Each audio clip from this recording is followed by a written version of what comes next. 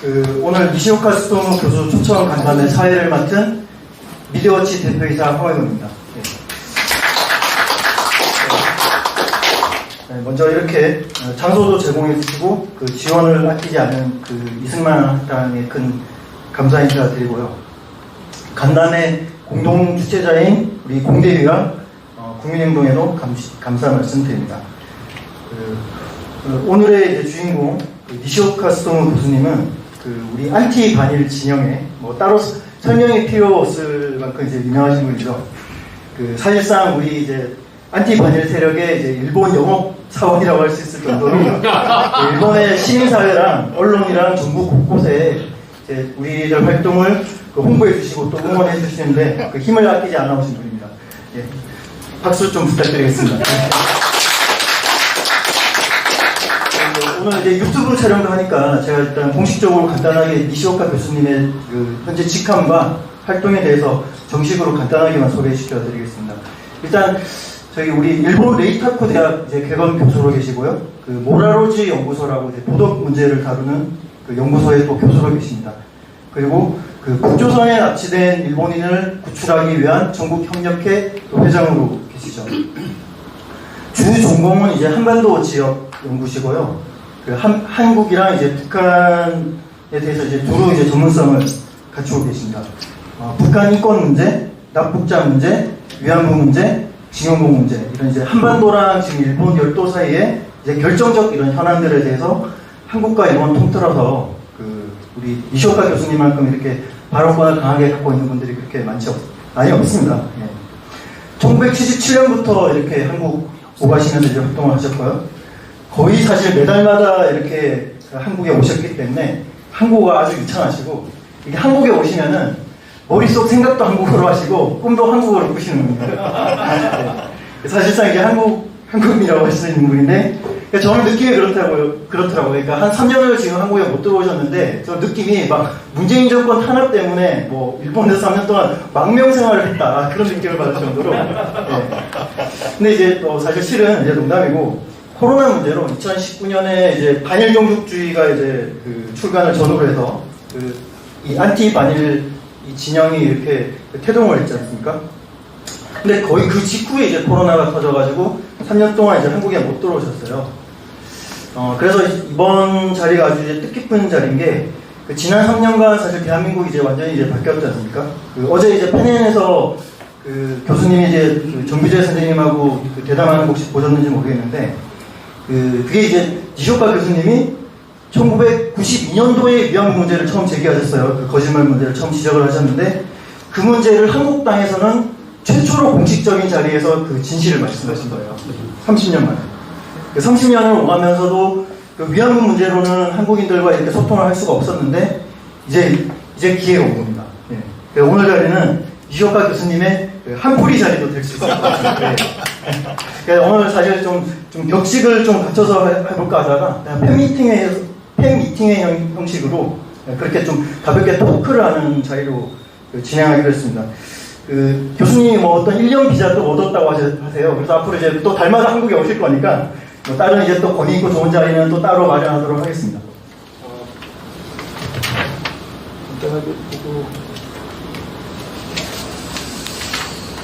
보고 오늘 이제 환영사를 이제 우리 인연이 되게 깊으신 이제 유석춘 교수님하고 이효연 박사님이 좀 해주시고, 그 다음에 이제 니시오카 교수님께서 이제 소감 한 말씀 해주시고, 이후에는 여기 참석하신 분들하고 그냥 바로 이제 질의응답 바로 그렇게 돌입하도록 하겠습니다.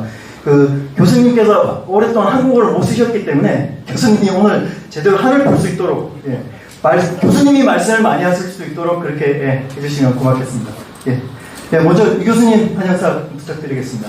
네, 제가 이 환영사를 하라고 해서 어떻게 환영사를 해야 되는지 잘 모르겠는데, 제가 연세대학에서 강의하면서 위안부 관련 발언한 것 때문에 여러 가지 어려움이 있었고요. 특히 이제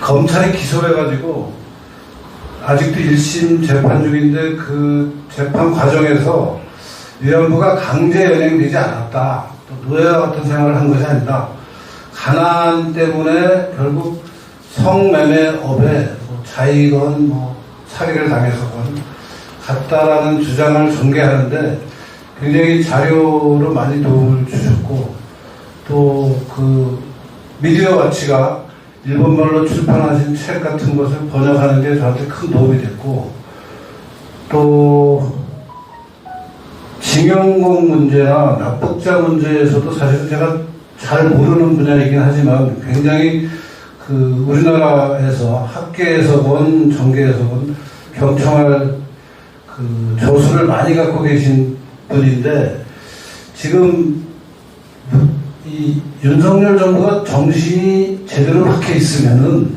이 자리에 지금 외무부 당국자가 나와서 저 직사 대접을 하면서 지금 모셔야 될 분이 사실은 온 겁니다, 지금 우리나라에. 근데 지금 이렇게 팬클럽만 하고 있는 게 좀 저희로서는 이 정치권이 정무 감각이 너무나 없는 거 아닌가 하는 생각을 하지만, 뭐 그것은 윤석열 정부 책임이니까 저희라도 따뜻하게 환영드리고, 또 뭐 여기 모이신 분들하고 격의 없는 토론이 돼서 앞으로 좀 계속 교류할 수 있는 기회가 마련되기를 바랍니다. 감사합니다. 유명 박사님 또 환영 부탁드리겠습니다. 저한테 이야기하라고 하는 이유는 다른 게 아니라 그 부족한 일본어 실력으로 위안부와 징용공에 대해서 전시 노동자, 이건 한국에서도 전시 노동자라고 불러야 되겠죠. 이 두 가지 문제에 대해서 아주 그 문제에 관심 있는 사람이라면 누구라도 읽어야 될 그런 책을 오래전에 쓰셨고, 사실 그 책을 이렇게 번역이 늦게 나온 것은 어떻게 보면 창피한 일입니다. 하지만은 또 덜 창피해도 되는 것이, 그 문제 자체를 한국인들이 만든 게 아니라 없는 문제를 일본인들이 만들어냈으니까 그거 책임도 지셔야 되는 겁니다. 어쩔 수 없고, 저는 사실 이 위안부 문제에 대해서 가슴 속에 칼을 갈고 있었어요. 2003년이든가 여기 계시는 이스마학당의 교장 선생님이신 이영훈 선생님이 그 2003년인가요? MBC 백분토론에서 말씀하신 것을 왜곡한 뒤로 한국의 민족주의와 싸워야 되겠다 하는 칼을 갈았는데, 그 중요한 무기를 여하튼 우리 이시오카 선생님께서 주셨습니다. 그래서 제가 뵙게 된 것을 영광스럽게 생각하고 다시 한번 축하드립니다. 예, 이상입니다.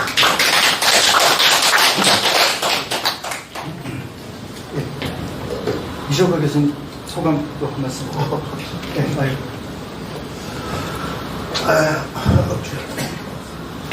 안녕하십니까. 저 이시오카 소구라고 합니다. 아니, 제가 이런 자리가 있다는 거는 소리 오기 전에는 전혀 몰랐었고, 그냥 와이언 대표한테 전화를 했더니, 아니, 이런 자리를 만들으니까 오라고 그러세요. 그래서 가만히 생각해보니까 여기 계시는 분들한테 제가 연락을 해서 한 번 찾아가야 되는데 한꺼번에 만날 수가 있다.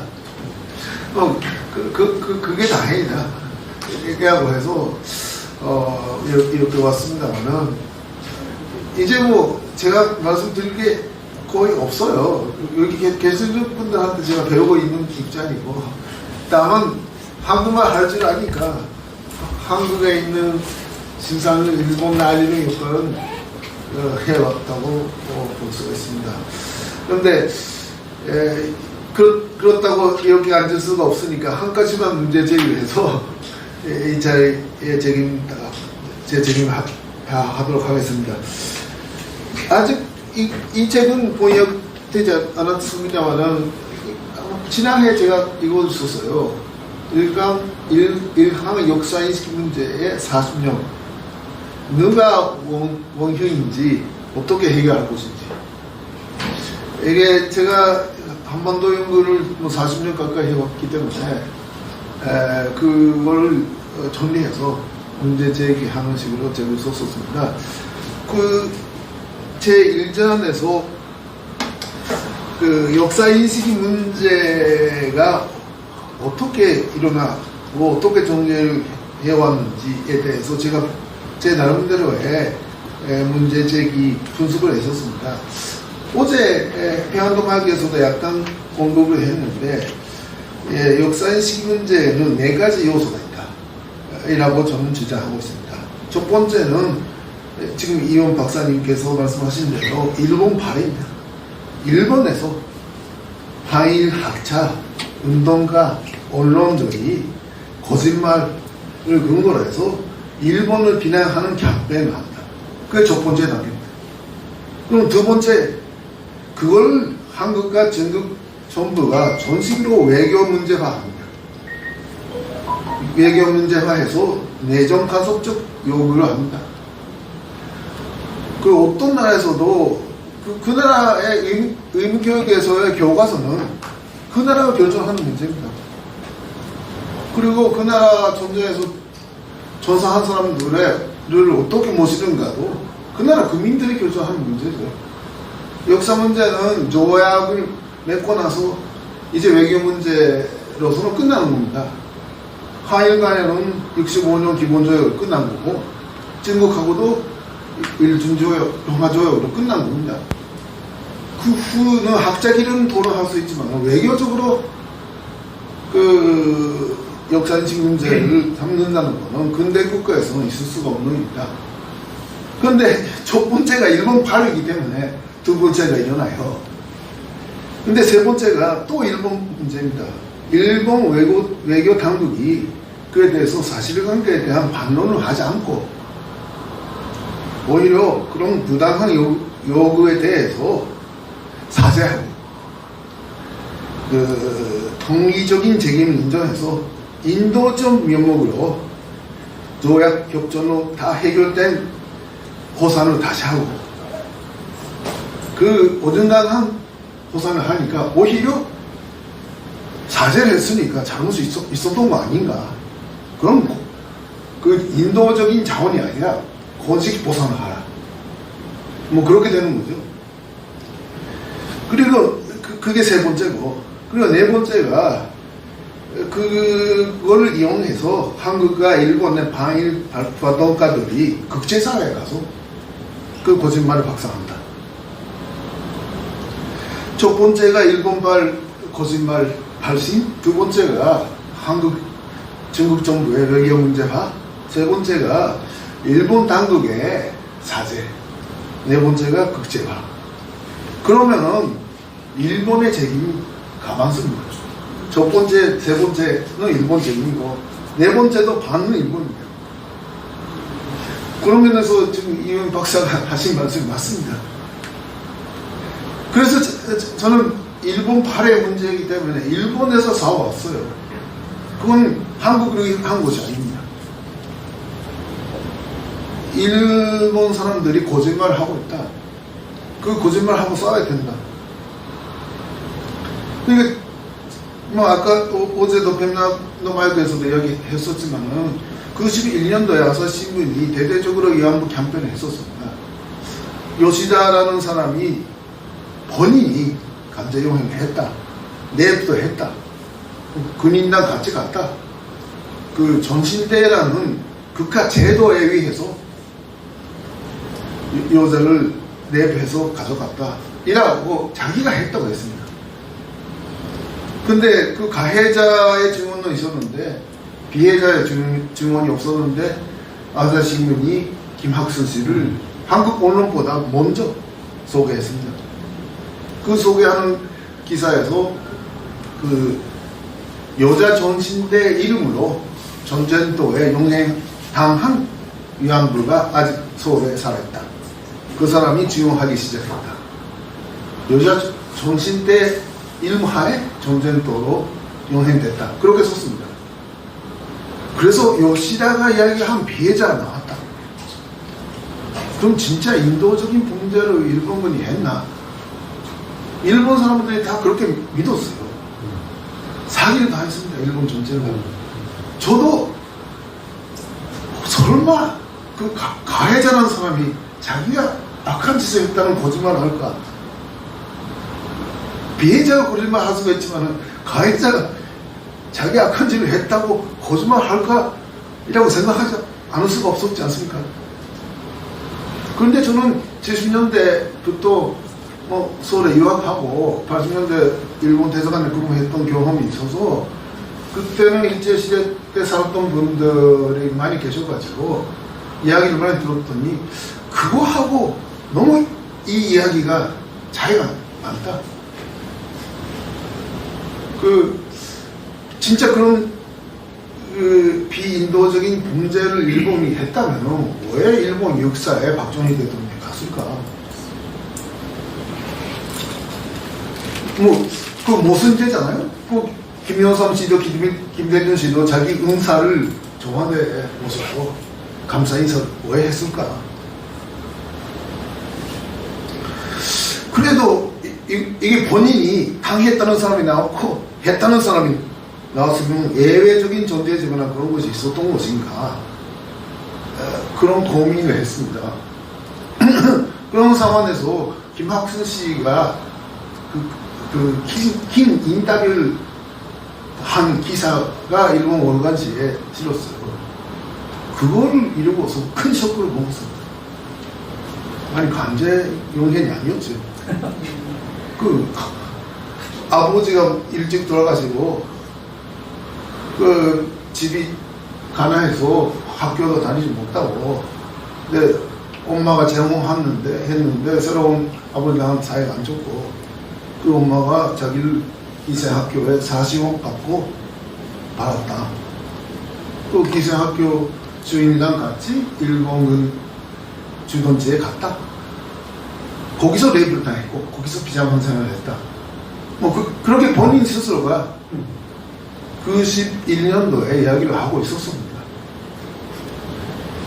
그럼 요시다가 이야기한 거랑 전혀 차원이 다른 거 아닌가? 일본도 그때 다시 공산 제도가 있었기 때문에 가난함 때문에 그런 직업을 할 수밖에 없었던 여자들이 일본에도 한국에도 있었죠. 그런 분류의 피해자하고 진짜 권력에 의한 영향의 피해자하고 차원이 전혀 다른데, 그런데 아사히신문이 그 사람을 인터뷰하면서 조신대로 전쟁도에 끌려갔다 이라고 썼어요. 그러니까 아사히신문이 큰 사기를 하고 있는 거 아닌가, 그걸 알아냈었는데, 그런데 제가 또 일본에서 99%는 그 아사히 쪽을 믿고 있었어요. 그때 제가 그걸 고발할까 말까. 제 한반도 문제연구원 은사가 다나카 아키라 교수라고 계십니다. 다나카 교수가 문해전조에서 사죄하면 할수록 나빠지는 한일관계 그런 대담을 했었고, 거기서 약간 제가 주제한 그 결과도 소개했어요. 그랬더니 문해전조 잡지에서 위안부 문제에 대해서 주제를 해서 조사 보도를 하고 싶다. 니시오카 교수가 좀 그걸 맡아달라고 왔습니다. 그래서 제가 그걸 하면 아마 학자로서는 끝나는 거 아닌가. 그렇게 생각하기도 했는데, 우리 다나카 교수도 아니 하지 않은 거 좋을 것 같다, 그런 말씀을 하셨고, 그래도 제가 역시 70년대부터 사교와 한국하고의 관계를 생각하면 역시 진실 위에도 의혹가 있다 이라는 신임으로 그 주제에 들어갔습니다. 여기 와서 김학순 씨까지 만나려고 했었어요. 근데 입원하고 있어서 만나지 못했었는데, 김학순 씨가 일본 언론에 나갈 때 통역을 맡았던 제교포 여자가 있었어요. 고딩에다라고 해서 그 사람을 만났습니다. 그 여자분이 하는 이야기가, 그러니까 그 고딩에다는 또 개인적인 이야기 다 하니까 알았어요. 가난함 때문에 기함받았다는 걸. 그래서 다른 사람이 없는 자리에서 1대1로 김학순 할머니한테, 그런데 왜 나오셨습니까? 진실은 왜 나오셨습니까? 그러면 질문했대요. 그랬더니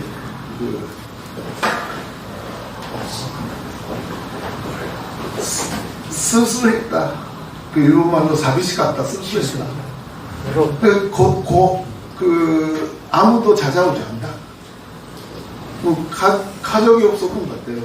혼자 실업대책 사업으로 무슨 공소 현장에 좀 나가서 돈도 벌고 사회보장도 받고 그렇게 생각을 하고 있었을 때 식당에서 TV를 보니까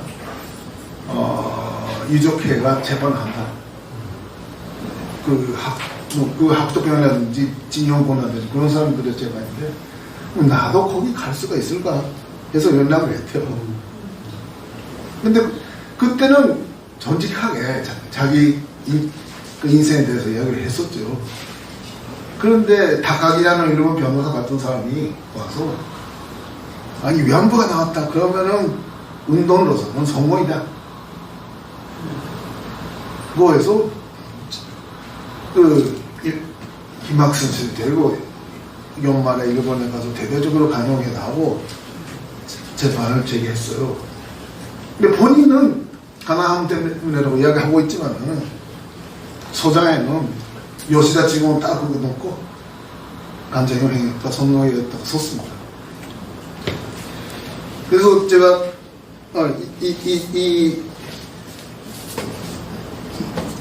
이 책에서 다카기 변호사는 인권을 생각하지 않는 방위로 일본인이다. 만약에 김학수 씨 만나면 당신이 다르다. 당신은 원고가 되면 안 된다. 오히려 부끄러운 각오를 사회에 알리는 결과가 되니까 당신의 인권을 위해서도 원고가 되는 걸 그만두시오라고 해야지 인권 변호사다. 이라고 썼습니다. 그래서 그랬더니 다카기 변호사가 저를 명예훼손으로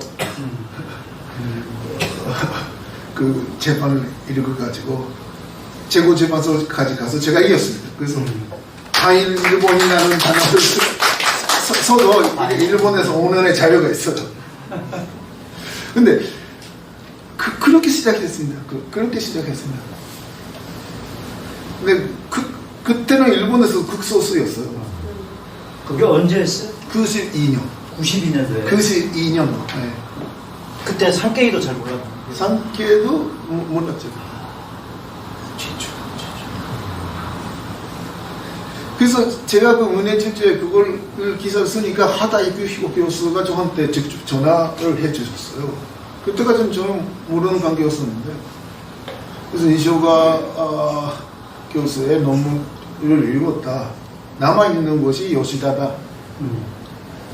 요시다의 증거라는 거는 다 관장용 행동을 부정하는 거다. 남아있는 것이 요시다니까 제주도에 간다. 제주도에 조사하러 간다. 근데 그 전에 다카기 변호사는 전화를 했대요. 근데 다카기 변호사도 제 논문을 읽어가지고 첫 번째 원고들은 일본말로 다마가 와르 같다. 총알이 나빴다. 그래서 2차 원고를 모집 중에 하고 있다. 그건 좋은 담화다. 그러니까 그렇게 이야기를 했대요. 다카기 변호사가. 그러니까 그 할머니를 이용해서 반일운동 하는 거잖아요. 그래서 하다야 교수가 92년도 3월 달에 제주도에 가서 그랬더니 제주도에 제주신문의 여기자가 먼저 주제를 해가지고 이거 거짓말이다 이런 기사가 써 있었어요. 그런데 지원 신문들이 그걸 전혀 모르고 제주도까지 주제도 안 하고 일본의 아사히가 쓰니까 그거는 또 이베로도 한국에 쓰고 그렇게 돼서 한일 관계가 그때부터 악화됐죠. 그런데 그걸 보고 있었던 북한이 전대협이랑 교류하기 시작했던 해가 92년이잖아요. 그때부터 다카기도 평양 갔다 온 사람이고. 그러니까 아사히도 그런 작가신문이고 한일 관계가 나빠지면 나빠질수록 좋다는 입장의 사람들이 아마 뒤에 있는 것 같다. 그렇게 느껴졌고, 어쨌든 진실게임에서는 92년부터 계속 그게 싸웠고 2014년도에 아사히가 일부분이지만은 사죄하고 자기 오보를 인정했기 때문에 이겼습니다. 이제 일본 군대에서는 간접행위에 있다는 사람이 없어요. 그러니까 넓은 의미에서의 간접행위는 그건 갈 때는 업자가 가야 했지만 가고 나서 거기에 감금됐다. 그러니까 여심 교수도 그러잖아요. 무슨 그만둘 자유가 없었다. 근데 있었어요. 뭐 어쨌든 근데 그렇게 이야기를 해요. 좀 일본에서 심야 토론회가 있습니다. 아사마데 나와텔레비 아침까지 생방송도 토론하자. 그걸로 2번 이한 문제 했어요. 첫 번째는 그 다카기 변호사가 제 앞에 있었고, 두 번째는 요심 교수가 있었고. 언제 했어요? 그게 첫 번째는 93년도인가 고노 담화가 나오자마자, 그리고 97년도 그 새로운 역사 교과서 만든 회가 만들어진 해의 두 번째 그거 계속. 어쨌든 그렇게 해서 일본 국내에서는 권력에 의한 용해는 없었다. 이라는 것이 산시화됐습니다. 아사히가 오보했다. 저는 아사히가 오보가 아니라 조작이라고 했습니다. 조작을 하니까 그 첫 번째 김학순 기사를 쓴 우에무라라는 기자가 저를 또 민사소송 걸었어요. 그것도 이겼습니다. 그러니까 그 아사히의 위안부 보도는 조작이다. 이라고 할 수 있는 오늘의 자유 공간을 제가 만들었습니다. 일본에 제조 판결이 있습니다. 어쨌든 간에 이야기하면 할수록 길어지는데. 근데 그럼 제가 그러니까 제 그 인생의 기록, 도전의 기록이 이 책입니다. 이거는 그 학술적 아니라 제가 경험담 썼던 그 아르기 시인이라고 해서 뭐 어떤 출판사가 말을 해달라고 해서 그걸 정리해서 한국어만 좀 들어주시면 안 돼요? 한국어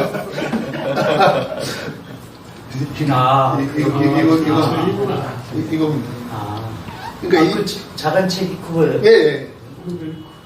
그러니까 이제 제가 내용을 저희들이 많이 보강을 해가지고 이런 작은 책을 또 이윤 박사가 이렇게 좋은 책을 만들었어요. 그리고 이거는 일본은 안에 없습니다. 이게 자료집이 잘 돼 있어요. 이걸 읽으면 거의 다 알 수 있죠. 제 재판의 증거물. 그렇게 해서 일본에서는 원천 더 그 거짓말 세력이 약화되어 있는데, 근데 문제는 한국을 비롯한 국제사회. 근데 2019년도부터 방위 전적지 제기 나오고, 또 연말부터는 일본 대사관 옆에서 또 1인시 하시고, 거기다 합류하시고, 독일까지 가셔서 거짓말 하지 말아라. 다 하시고. 그러니까 이제 뭐, 황의영 대표가 하는 말이고, 저도 그게 동감인데, 이 싸움은 일본 대 한국의 싸움이 아니다. 네, 진실 세력대 거짓말 세력의 싸움이다. 그렇게 생각하고 있고, 이렇게 또, 여기 진실 세력, 제가 존경하는 분들, 이렇게 와주셔서 인사 말씀을 드릴 수 있다는 것이 영광입니다. 감사합니다.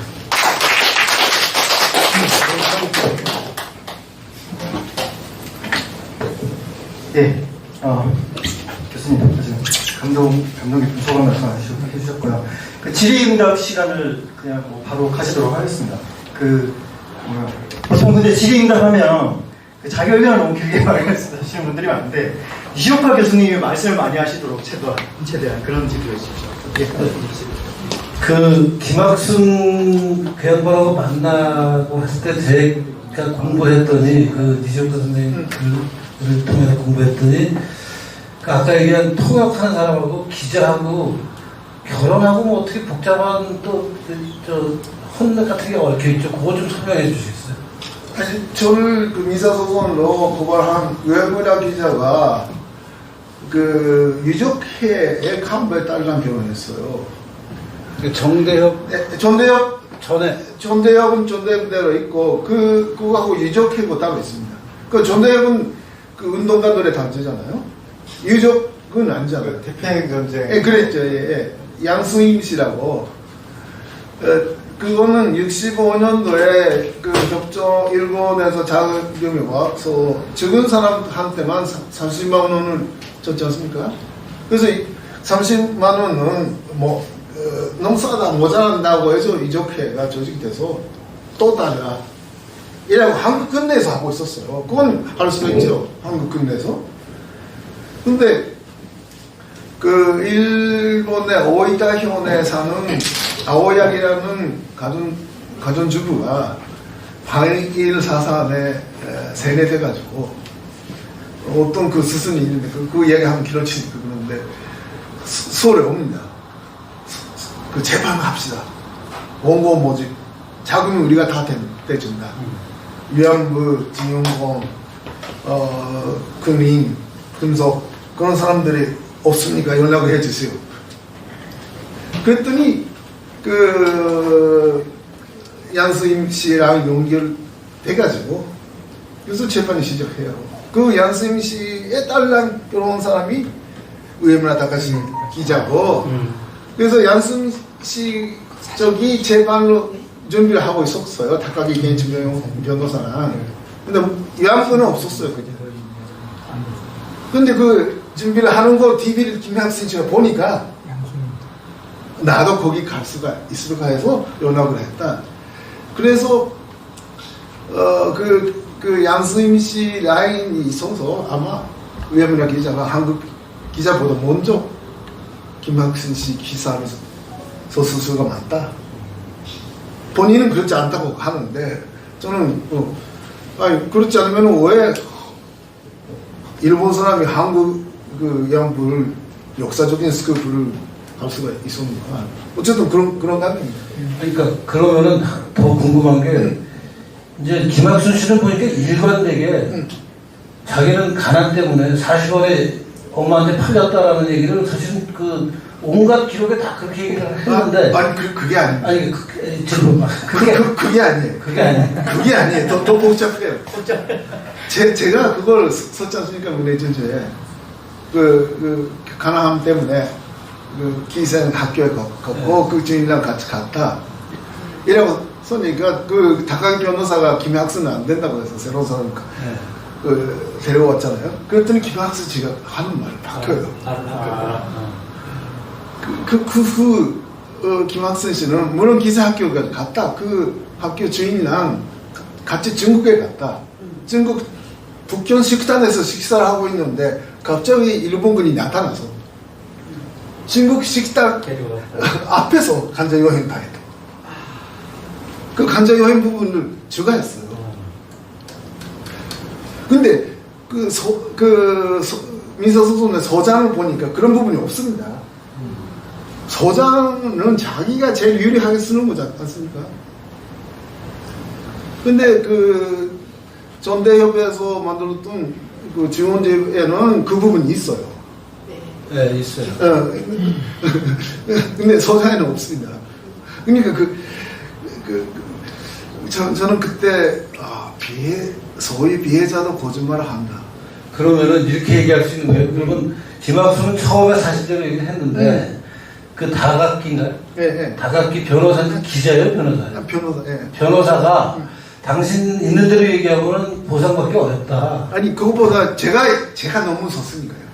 제가 쓰지 않았으면 아니 그러니까 제가 써서 다카기 변호사가 그 사람이 안 된다고 해서 그러니까 기자회견장 아니 그러니까 이제 니시오카 선생님은 이제 있는 대로 썼단 말이에요. 그러니까 김학순이 어떻게 해서 그 면부가 됐다는 거 있는데 사실대로 썼는데 김학순이 사실대로 얘기하고 사실대로 썼는데 다학기 변호사라는 사람이 이거 사실대로 그리고 니시오카 선생님이 얘기하는 대로 얘기하면은 보상 못 받는다. 그러니까 이렇게 바꾸라고 말하자면 교사를 한 거 아니에요.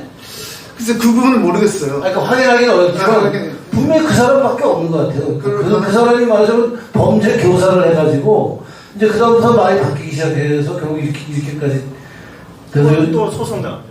또 국제 소송이 오시세요. 어쨌든 남아 있는 증거로서는 그 부분은 증명할 수 없지만. 합리적인 것이. 증명은 안 되지만 뭐 이게 논리적인 짐작이 딱 그밖에는 더 이상 김학수 씨라는 분이 굉장히 무슨 인텔리가 아니잖아요. 그 아사히 신문이 보도한 게, 김학수 씨 보도한 게, 우리나라에서 보도한 거, 우리나라 보도는 91년 8월 14일인가에 네, 나왔는데, 네. 얼마나 빨리 나온 거예요? 8월 11일. 근데 그때는 이미 김학수 씨가 그 정대협 쪽하고도 다 연결은 돼 있던 상태잖아요. 그렇죠. 그러니까 보도는 먼저 일본에서 나왔지만, 그러니까 정대협 근데 외무라 기자가 기자라서 문제가 있는데 김학수 씨를 만나지 않고 정대협에서 녹음한 테이프만 듣고 기사를 썼어요. 근데 거기, 그러니까 정대협부터 그 자료를 받았어요. 근데 어쨌든 그 정대협 증언록 일본에 왜 김학수 씨 나오잖아요. 예. 거기에는 이제 그 북경인가 예, 예. 중국 어디에 가서 군인들한테 자기가 강간당했다, 예, 예. 이제 이것을 위안부가 됐다, 예, 예. 얘기가 나오는데 나와요. 예. 그 부분은 정대협하고 아마 충분히 논의를 해서 그렇게 한 게 아닐까 싶은 생각이 듭니다. 그럴 수도 있죠. 정대협일 수도 있고 다카이 변호사일 수도 있고 이쪽일 수도 있고 그 부분 오늘 뭐 질의하실 분들이 많겠지만은 오늘 또 제일 또 스페셜 게스트라고 그러네. 이걸 이승만 학당의 주인이신 우리 이용 교수님께서 좀 의견도 더 좋고 질의도 좋고 선생님 앞쪽으로 말씀해 좀 주셔서 모셔서 좀 찍어야 되니까. 괜찮습니다. 주인이시니까 뭐. 아까 저는 준비된 질문이 없는데 제가 위안부에 대해서 본격적으로 본격적이라기보다도 좀 관심을 갖고 자료를 보고 시작한 거는 2016년도 제가 정년퇴직하기 전부터입니다. 그때 이 정규제 TV에 나가서 환상의 나라라는 그 강의를 하면서 마지막에 위안부 강의를 할까 말까 하고 무척이나 고민하다가 하자고 결심을 하고 그래서 그때 그 방송을 하고 나서 그날 밤에 참 그게 이제 공개되기 전날 밤에 얼마나 고민을 했는지 몰라요. 이것도 방송 나가고 나면 2004년도가 한번 그때부터 홍역을 또 겪는다 싶어가지고 각오를 단단히 하고 이제 했는데 그때까지만 해도 그냥 막연하게 제가 뭐 위안부에 대해서 언급한 적이 몇 번 있는데 2006년도에 나온 대한민국 이야기에서는 요시하키 선생의 그 설을 인용해서 성노예 설을 제가 지지를 했습니다. 저 일본 갔다가 서점에 들으니까 일본군 위안부라는 무급책이 있어 그걸 사서 그 하네다 공항에서 비행기 기다리면서 그걸 다 읽었어요. 읽고 나서 잘 쓴 책이다. 성노예 맞구나. 그래가지고 그 대한민국 이야기에서는 성노예 설을 제가 지지를 했는데 그러니까 무슨 이야기냐면은 그 전까지는 큰 소동을 겪긴 했지만은 뭐 큰 준비는 안 했습니다. 그러다가 이제 2016년도에 한번 이제 환상의 나라에서 위안부 문제를 한번 터뜨리고 나서 이거 안 되겠다 해서 이제 본격적으로 그때 처음으로 이제 위안부 자료집을 읽기 시작을 했고 그랬습니다. 그러다가 어느 날 문득 생각이 드는 게 이게 한국 내에 그 일본군이 주둔하고 있었는데 이 일본군 주둔 지역에 이 공창에 어떻게 부포했는가 알아보자. 그 아이디어가 번쩍 나서 저는 내가 새로운 아이디어를 생각해냈다 싶어가 지도를 갖다 놓고 일본군 주둔지하고 청독부 간부에서 발표를 한 공창 지역, 유학 지역을 접을 찍다가 뭐 이럴 게 아니라 뭔가 연구가 있을 텐데 싶어 찾아보니까 이미 20년 전에 일본에 있는 제일교포 뭐 송년옥인가 그런 분들이 다 해난 이야기예요. 저 동창이라는 건 원래 일본군을 위한 유학의 성격을 강하게 갖고 있었고 위안부도 성격이다. 그래서 저는 그때 처음으로 아니 이 사람들이 이런 연구를 다 해놓고 왜 이때까지 왜 그런 거를 엉뚱한 이야기를 해왔나 싶어서 이제 좀 화가 났어요. 화가 났고 그래서 이제 그 반일 종족주의 구상도 하게 됐고 이제 터뜨리게 됐는데 한마디로 말해서 지난 30년간 참 한국인들은 거대한 환상 만들어진 거짓말에 참 사로잡혔고 민간이 그럴 뿐만 아니라 정부조차도 그래서 참 이 역사의 그 과오나 그 비용을 나중에 어떻게 우리 한국인들이 업보로 치르게 될까 이제 이런 거 생각을 많이 하고 있습니다. 뭐 그렇게 해서 반일 종족제라는 책에서 위안부 챕터를 또 제가 맡아 썼고 해방 이후는 이제 주익종 박사가 또 쓰고 그런데 자 이건 제 변이고 한 가지 질문하고 싶은 거는 이 하다 이고 선생의 책을 제가 최근에 다시 한번 보니까 위안소에는 여러 가지 종류가 있다. 한 네 가지 종류가 군이 직영한 것도 있고 군이 전용으로 하면서 민간업자에게 위탁하는 경우도 있고 그 다음에는 민간업자가 군이 있으면 이제 그 주변에 민간업자들이 이제 여자를 데리고 이제 장사를 하니까 그 군도 이용하고 민간인도 이용한 그런 그 업소도 있었다. 뭐 그다음에 이제 군의 뭐 하사관이나 이제 이런 사람들이 불법적으로 이제 했던 그런 위한 수도 있고 한 네 가지가 있는데 저는 이 세 번째 민간인도 이용하고 군인도 이용한 군 주변의 업소의 여인들을 그 위안부라고 이야기할 수 있겠느냐? 좀 하다 선생한테 질문을 하고 싶은데 왜냐하면 제가 보기에 그 많은 나는 위안부였다고 이야기하는 사람들이 거기 출신인 경우가 많은 것 같아요. 뭐 문옥주라든가 이와 같은 사람들은 그 전형적인 뭐 종군 위안부로 해도 좋을 정도로 그런 사람이라면은 이 대만에 다녀온 그 이용수라는 분은 내가 전후 맥락을 보니까 군 주변에 조선인이 설치하고 운영한 업소 같아요. 그러면 어떤 이런 말을 참 여자분이 죄송하지만 어떤 분이 이제 민간인을 상대하면은 당신 말로 작부고 일본인은 군인이 오면은 또 위안부가 되고 그런가. 그래서 하다 선생님하고 하고 싶은 질문을 지금 니시오카 선생님한테 하고 싶고 그런 의미에서 일본에서도 위안부가 있었나, 조선에서도 위안부가 있었나, 대만에서도 위안부가 있었나 이런 의문이 좀 듭니다. 거기에 대해서 지금 답변해 주시면 고맙겠습니다. 역시 그건 하다 선생님께 여쭤봐야 되는 것 같은데 제가 요새 어떤 일본의 자가운동가가 만들었던 그 위안소 지도를 보니까 일본 군인들의 주둔지 옆에 있었던 위안소 그게 나와요. 그런데 그 근거 자료가 있습니다. 그러니까 아마 일본 군내에서도 아마 민간업자가 없는 기지 주변에 위안소라는 이름으로 권자 제도를 그러니까 군이 적극적으로 해달라고 해서 만들 수는 있었구나. 그러니까 위안소라는 단어가 그때 당시 어떻게 쓰여졌는가. 일본에 있었다. 그리고 조선인 노동자가 오면은 그 조선인 노동자를 위해서 위안소를 설치했어요, 업자가. 거기서도 위안소라는 단어를 썼었습니다. 근데 그러니까 그래서 그건 군 위안소가 아니지 않습니까?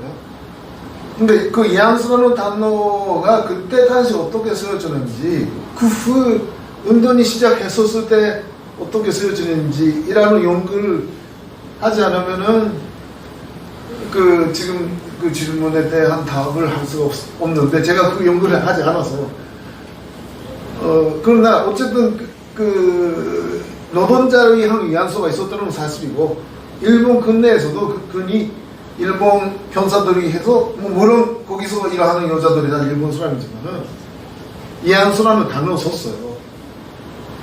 이한수가 일하는 사람은 위안부라고 그때 했는지 그건 또 모르고. 근데 군 전용, 군 전용이었습니다. 그거는 기록에 이한수라는 단어가 있어서 그 작가들은 그런 걸 잡는 걸 아주 잘해요. 다 보고 이한수라고 있다. 그래서 정형인지 아닌지는 좀 발휘해봐야 알지만은 어쨌든 그 이한수라는 단어가 있다고 해서 그것이 근정형인지 아니면 민간인이 썼는지 그걸 또 일본 근내에서 쓰는 방법 그리고 뭐 대만 같은 데 전쟁도가 아닌 장소에서 했던 쓰는 방법 그리고 만주 그리고 또 중일 전쟁도 그 동남아시아 따로 그런 용어를 썼지 않겠는가. 그 연구를 해 주십시오. 저한테 가르쳐 주세요.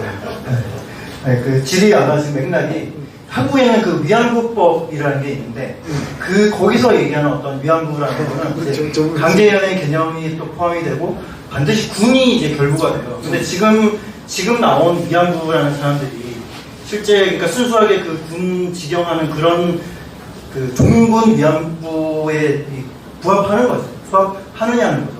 대부분이 그 종군 위안부는 아닌 것 같다는 게 지금 한국에서도 지금 이제 이용 교수님 포함해서 지금 의문이 지금 나오고 있다. 아니 법에 대해서는 김병호 수사님 계속 그거 하시잖아요. 저는 김병호 수사님한테 그 부분 배웠습니다. 저 해설해 주세요. 위안부의 정의. 네, 정의. 뭐 이참에 소장님도 한번 의견도 말씀해 주시고 질의도 해주시고. 아까 지수 갈까요? 지금 그거 하세요. 아까 김학순 이야기부터 고추를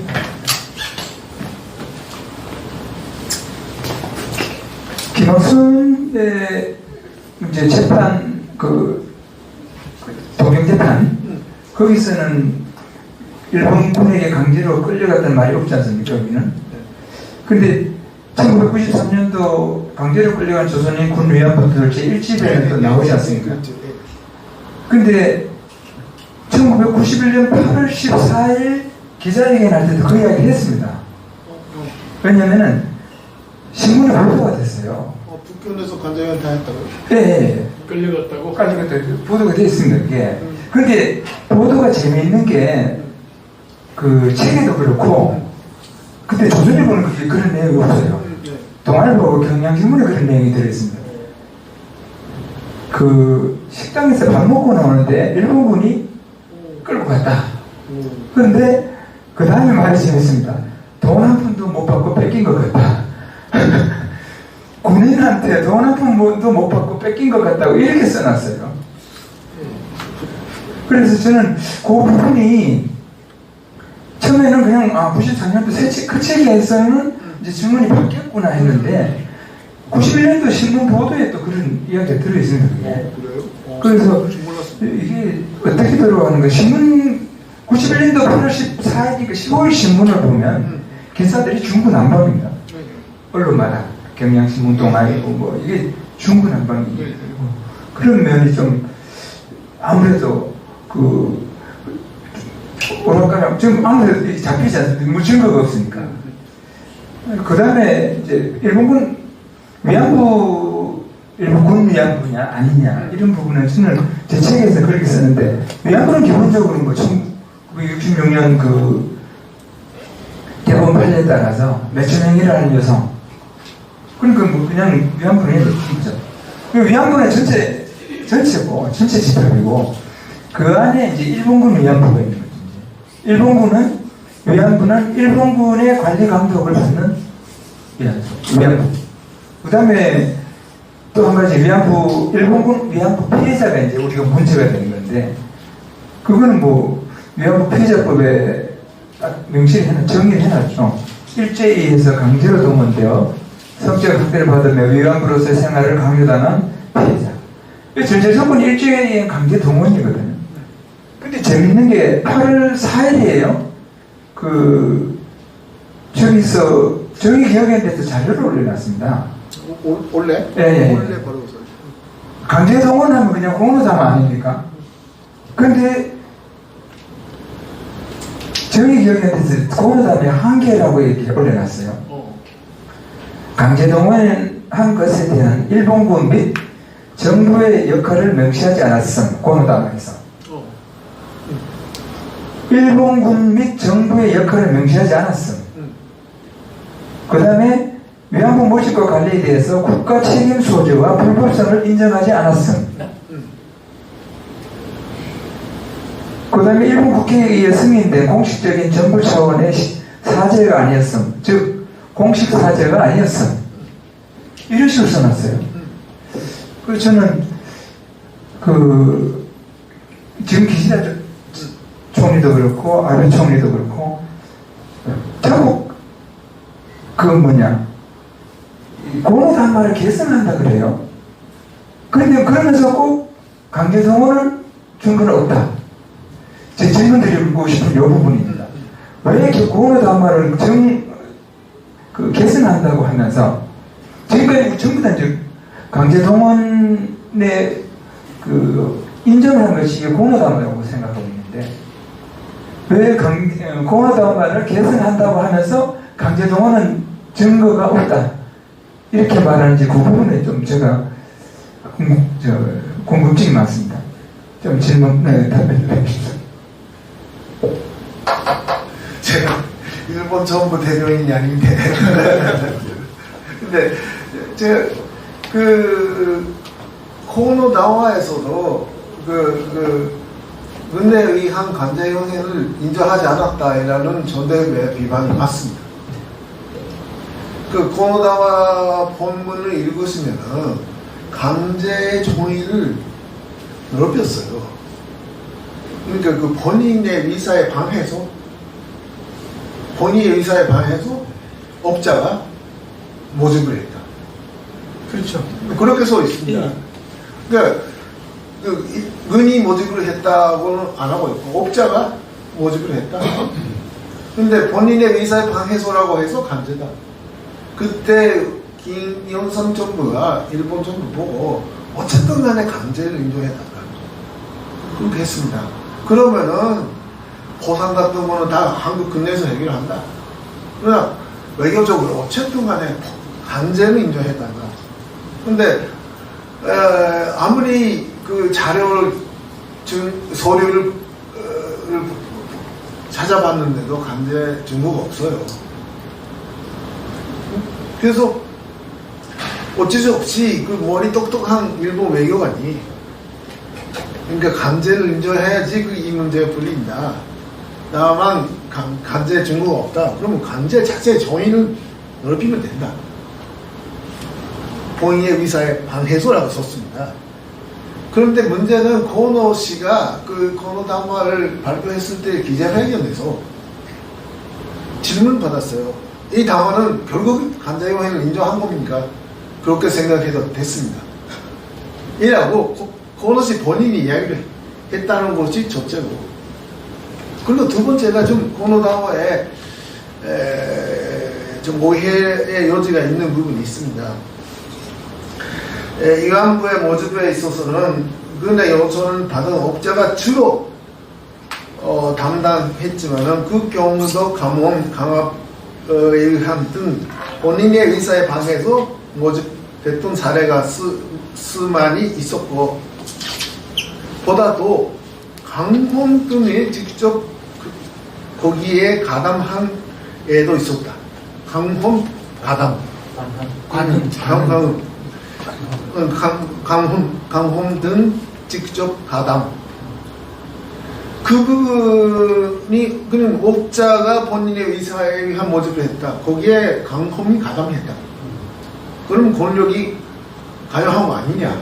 이라는 여지가 있습니다. 그래서 제가 그건 공로담화가 나간 직후도 엠사에 가서 따졌고, 그리고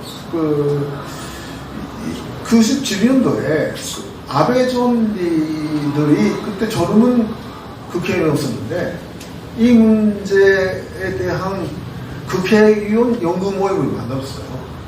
그게 아베 총리의 그 정치 입문 직후에 했던 거고, 그래서 계속 아베 총리는 이 문제에 대해서 문제의식을 가지고 왔는데, 그 일주일에 한 번씩 국회의원들 모여서 그 연구회를 했는데, 저도 간사를 갔어요. 제가 갔었을 때 고노다마를 만들었던 그 외무성 관리가 와 있었어요. 그래서 그 부분 다졌습니다. 국회의원 앞에서. 왜 직접 가담했다고 했는가. 그러면은, 아니, 강제여행 중국어 안 나왔다는 답변하고 무슨 되는 거 아니냐. 그랬더니 인도네시아라고 했어요. 한반도에서 이야기가 아니다. 스마란. 잘 읽으시라고 했어요. 당락이 달라. 조선반도에서 모집에 있어서는 그 간여라는 단어가 없어요. 근데 다른 단락에서 양 존재의 모집에 대해서 썼을 때 감묘라는 가담라는 단어가 나가요. 근데 그건 모르잖아요, 그런 거.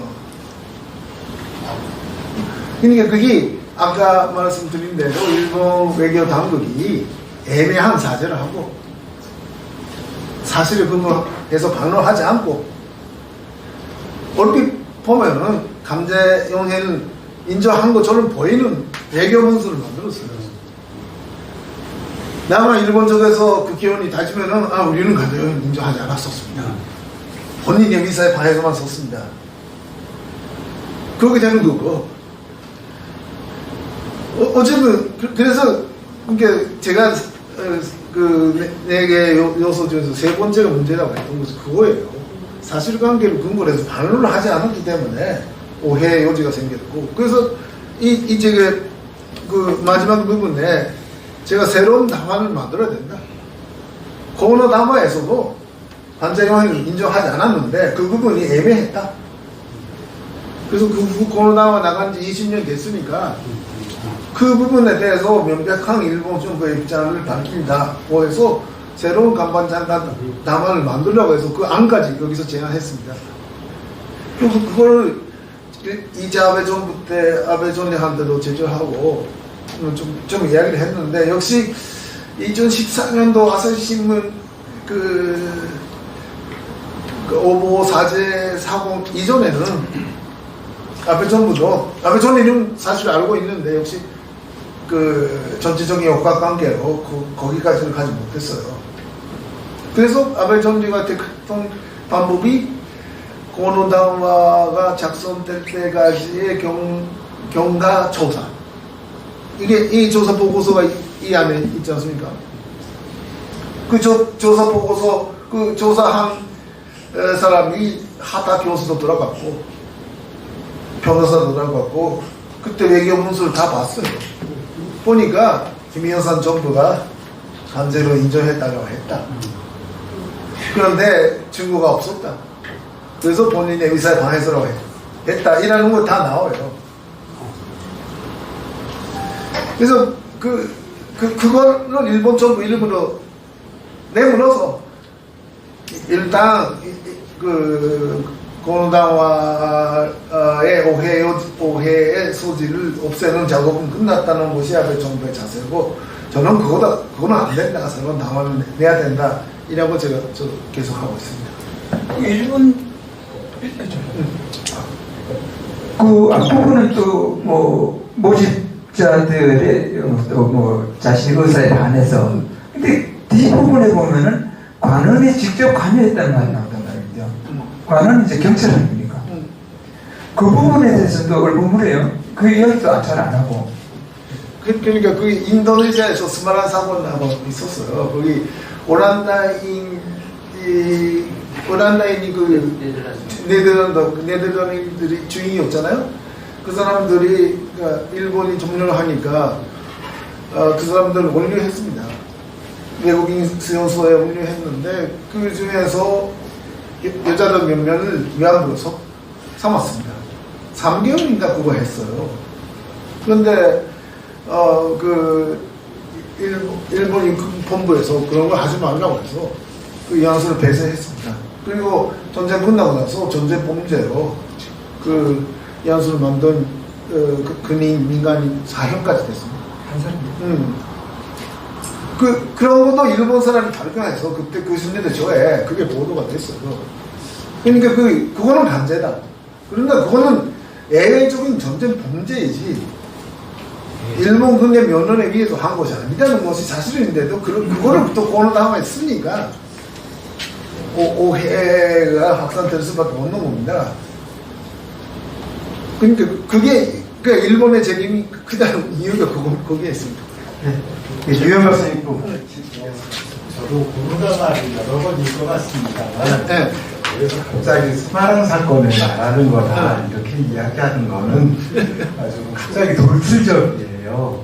그래서 제 생각에는 아무래도 그 외무성 관리가 그러니까 그 고노다마가 나온 시점이 93년이고 본격적으로 문제가 된 게 91년, 92년이고 그 당시에 뭐 열심히 자료를 찾는다고 하지만 얼마 안 나왔고 그런 상황에서 저는 외무성에서도 그 일본 아니면 정부 측에서도 그럴 가능성이 있다. 즉 조선인들을 관원 그러니까 뭐 경찰이나 군이 이 강제연행에 참가했을 가능성이 있다는 걸 이미 뭐 그런 생각을 물론 뭐 잘못된 생각이지만 가지고 있었고 그러다가 이제는 그 외무성 관리가 추궁을 받으니까 이건 수많은 사건 이야기다 하고 좀 둘러댈 그런 가능성은 없으니까 저는 뭐 그럴 가능성도 충분히 있다고 생각하는데 워낙 뭐 거짓말을 제가 염두에 둬서 그런지 모르겠습니다.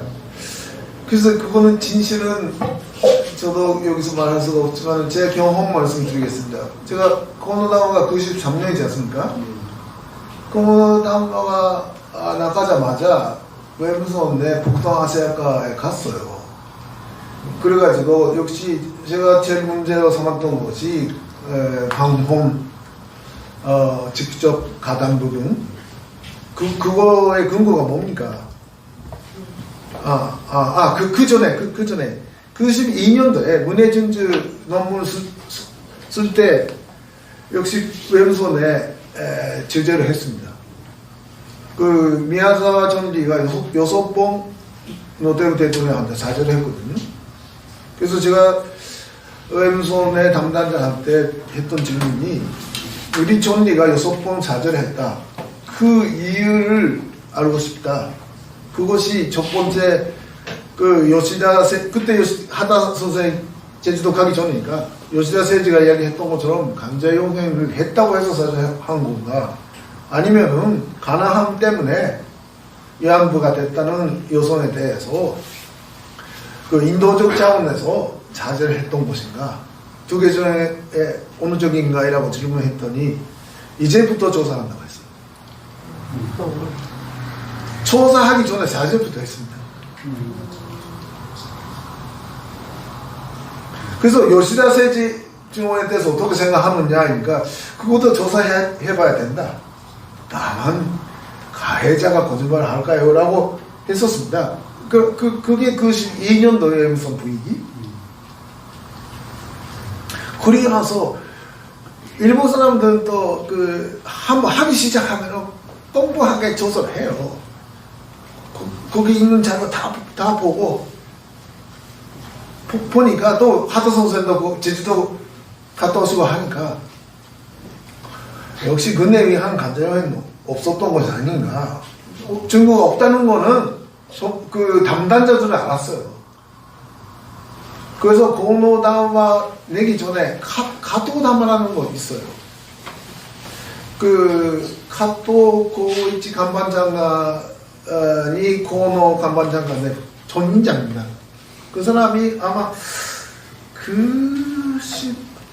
3년 초인가 92년 말인가 첫 번째 단말이 됩니다. 그거는 강제용행의 증거가 아직까지 발견되지 않았다고 썼어요.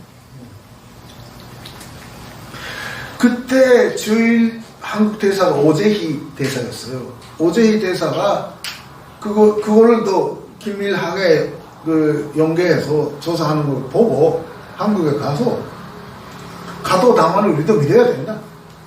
일본 정부도 진지하게 조사를 하고 있다.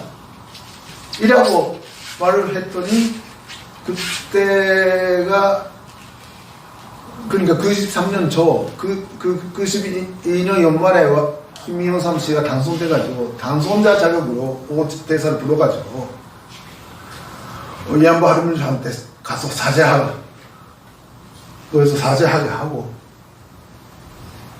거기서 뭐 대사가 그만두게 했어요.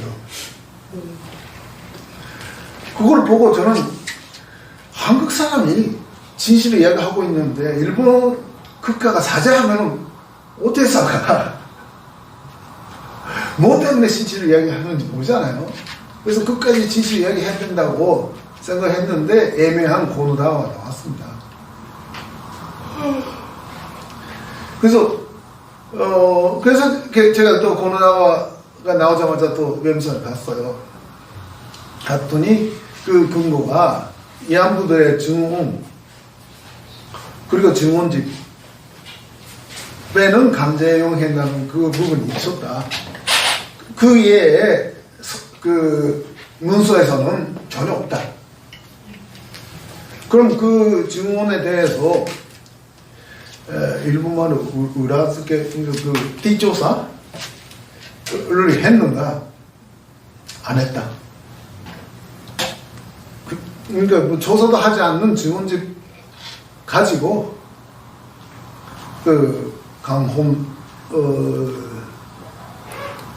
직접 가담이라고 썼다는 거예요. 그때는 그 스만한 사고 이야기 안 나왔습니다. 그러나 그 후 그 국회의원들이 따지니까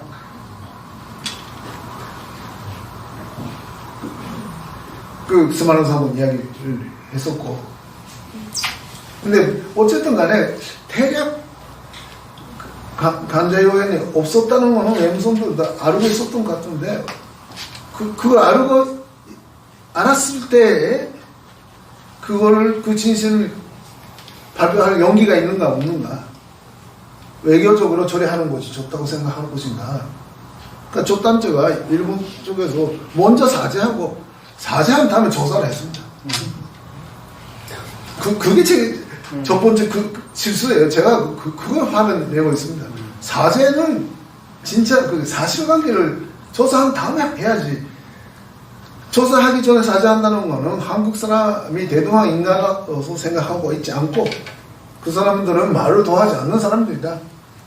그 사람들이 말하면 일단 사죄부터 하고 돈나 주고 그 적당히 교제하면 된다. 이라고 오히려 자별하는, 멸시하는 스타일이다. 저는 그런 거 싫다. 이라고 계속 그 12년부터 이야기를 해봤죠. 혹시 또 다른 질문하시죠? 고노다마하고 연관해서 제가 재판에서 겪은 거를 설명을 드리겠습니다. 저를 이제 기소한 쪽에서 계속 일본도 인정하는 것을 너는 왜 강의실에서 부정하냐고 하는 게 이제 쟁점이 됐어요. 그래서 내가 고노다마를 일본 정부가 인정하는지, 그 고노다마 이후에 말하자면 일본 정부가 계승하는지 확인을 해보겠다. 그래서 일본 정부에 그 확인을 좀 재판장 이름으로 보내자. 확인을 요청하는 거. 지금 정부는 고노다마를 계승하는지 계승하지 않는지. 근데 사실 일본 대사관에 가보니까 고노다마 계승하지 않는다고 일본 대사관 홈페이지에 써 있어요. 계승하지 않는다고 써 있어요. 네, 계승하지 않는다고. 그렇게 써 있어요. 네. 그래서 그거를 캡처한 다음에 증거로 서류를 만들고, 일본 대사관에서는 한국 일본 대사관에서는 이렇게 지금 홈페이지에 떠 있는데, 일본 본국에서 어떻게 생각하는지 확인해달라고 재판장한테 요구했더니 재판장이 안 하겠다고 하더라고. 그거 안 하고, 그 다음에 유엔에 그 구마라 소라미 보고서 유엔 확인을 하겠다고 하더라고. 그래서 구마라 소라미 보고서가 사실인지 아닌지를 확인하는 절차를 거쳐서 8월 31일 날 그 결과가 나올 걸로 예상하면서 재판 기일을 잡아놨어요. 근데 왔는지 안 왔는지 아직 모르겠어요. 그리고 이제 여성가족부에다 대고 여성가족부가 강제로 끌려가서 노예 같은 생활을 했다는 사람들을 지금 위안부로 삼아서 보조금을 주고 있으니까 그럼 여성가족부의 기록을 좀 보여달라고 해라 라고 요청을 했는데 그것도 요청하겠다고 했어요. 그래서 요청했어요. 근데 결과가 어떻게 될지 아직 31일 날 결과가 나왔어요. 재밌습니다. 아니, 아베 총리도 국회에서 개수한다고 했어요. 아마 주한 일본에서가 홈페이지 제가 확인해봐야 되는데 일본 정부의 입장은 개수한다.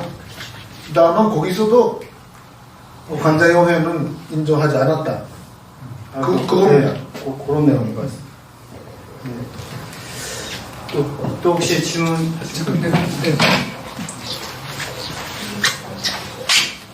근데 지금 그 용어에 있어서 위안부 피해자법에는 강제 동원이라고 되어 있습니다.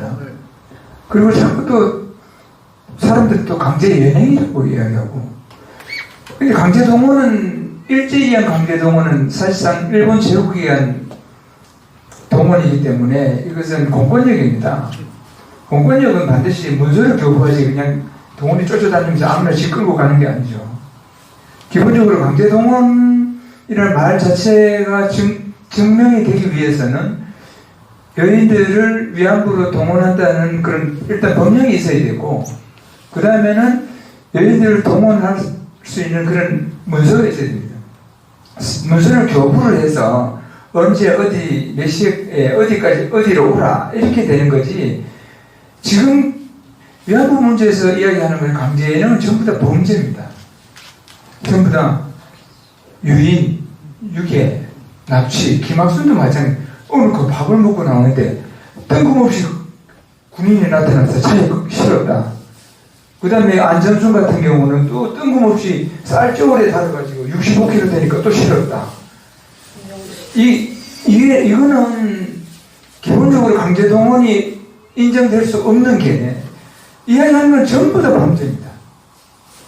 이 부분은 강제동원이냐, 심지어 강제연행도 따지고 보면은 보통 경찰이 연행할 때는 범죄 혐의가 있어야 되고 또 나름대로 이기동행이라든가 미란다 원칙도 있고 이런데 지금 위안부들의 증언들을 보면 전부 다 그냥 난데없이 끌려가는 겁니다. 이런 부분 위안부 피해자법에서 이야기하는 동원, 그 다음에 위안부들이 하는 증언에 나오는 그때서 그건 군인인데 끌려간 건 아닙니다. 갑자기 별 2개 단 순사한테 끌려가고 이런 식입니다. 그래서 이런 부분을 좀 분명히 좀 할 필요가 있다는 생각이 듭니다. 네. 일본에서는 동원이라는 단어를 안 쓰고 용해라는 단어를 쓰는 이유가 있어요. 그거는 그 위안부 문제 전에 그 노동자 동원 문제가 제기됐습니다. 1965년도에 조선인 강제 용해인의 기록이라는 유명한 책이 나왔죠. 그 박경식이라는 조선연계 학자가 쓴 책입니다.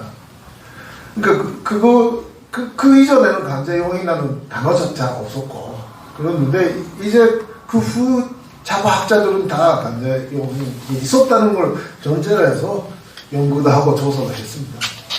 그래서 동원보다 나쁘다는 의미에서 동원하면 법적인 근거가 있는 거잖아요. 그렇죠. 그것도 아니라는 뜻에서 용해라는 단어를 써왔는데 근데 어쨌든 간에 문서가 있어야지 그 동원이 된다는 말씀 맞습니다. 그래서 문서를 찾아봤더니 없어요.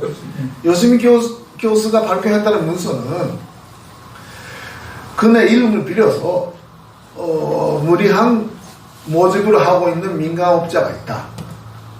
그럼 그건 일본군의 명예 훼손이 되니까 단속을 했다고 이라는 문서입니다. 그거를 발표했다고 해서 일본군이 강요를 했다. 해서 그때 가도 감반장관이 족본대 사절을 해버렸어요. 강요는 강요하지 않아요. 그럼 나쁜 업자를 단속하라. 이라고 일본 군대에서 했어요. 또 비해죠, 일본. 그런데 1년 덕후 기사 아사히가 썼는데 거기서도 단어 설명에서 정근 위안부 그거는 여자 전신대라는 이름으로 강제연행을 해서 매춘시킨 것이다. 약 20만 명 있었다. 그렇게 썼으니까 그러면 강요했다. 그게 선노예였다. 이라는 것이 일치가 되잖아요. 그리고 여기서는 전신대라는 단어를 처음에는 위안부로 썼죠. 그 부분이 왜 그 오해가 생겼는지 이용 교수님도 좀 연구도 하시고 그러셨는데 그 요시다가 그렇게 이야기했습니다. 요시다가 제주도에 갔을 때 일본 군부부터 면론서를 받았다. 여자 전신대원을 몇 명 데려오라 이라는 면론서가 있었다. 그러면은 일본에서의 전신대는 노동 통원인데 조선에서는 매춘부 통원도 있는 곳인가. 그래서 아사신문도 전신대로 용행됐다. 전신대로 용행된 위안부라고 썼습니다. 근데 그게 요시다의 증언이 거짓말이라고 발각나고, 그러니까 그럼 전신대로 그 동원했으면 문서가 다 있을 거예요. 전신대 법이 있으니까. 근데 그게 없어서 그 13년도 4년도쯤 되면은 일본의 공무원들은 거의 다 알았어요. 알았지만 그걸 이야기하면은 사회적으로 말살되니까 이야기 안 했던 것뿐이.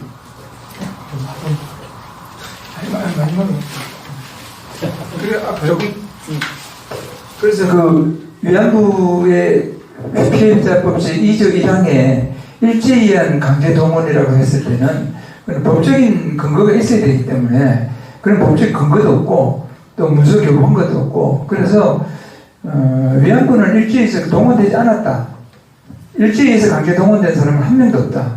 그렇다면 이 대한민국의 위안부 피해자법은 결국은 적용 대상자가 없는 겁니다. 그래서 우리가 위안부 피해자법을 폐지하라고 이렇게 이름을 지었습니다. 네. 그러니까 일본 정부의 지금 공식 교회 공개되지 있지 않지만 교회는 그러니까 그 강제 동원된 위안부 피해자는 인도네시아만 있었다. 그겁니다. 그래서 조선에 없었다는 그 말씀 맞아요. 오늘 네.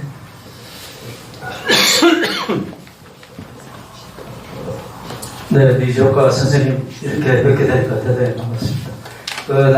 한국에서 나온 책 제가 좀 읽었고요. 대충 봤습니다. 대충.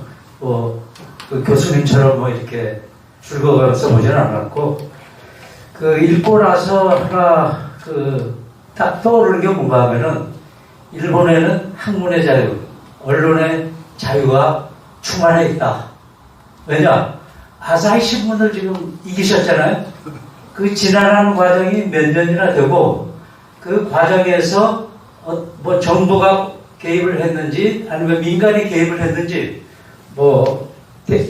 연구가들이 개입을 했는지 이런 게 우리 한국이 좀 벤치마킹을 해야 되지 않겠나. 우리 지금 그런 게 전혀 없습니다. 그리고 지금 30년 동안 언론에 보도된 거 일본하고 똑같을 것 같은데 이거를 정화하는 자기 반성하는 기회가 반드시 있어야 된다. 그거는 여기 계신 그 연구관님, 교수님들이 본인이 아니면 후배들을 통해서라도 이거는 꼭 그 법정 투쟁을 통해서라도 해야 되겠다. 이거 노하우를 좀 가르쳐 주시기 바랍니다. 그리고요, 아사히만 기사를 취소했는가? 아니면은 많은 일본 언론들도 비슷한 보도를 했는데 따라서 취소를 한 겁니까? 사과를 한 겁니까? 이상합니다. 두 번째 질문에 대해서 먼저 답을 드린다면, 아사히가 그게 요시다에 대해서 많이 있지만은, 요시다가 증언한 거는 사실 아닌 것 같다.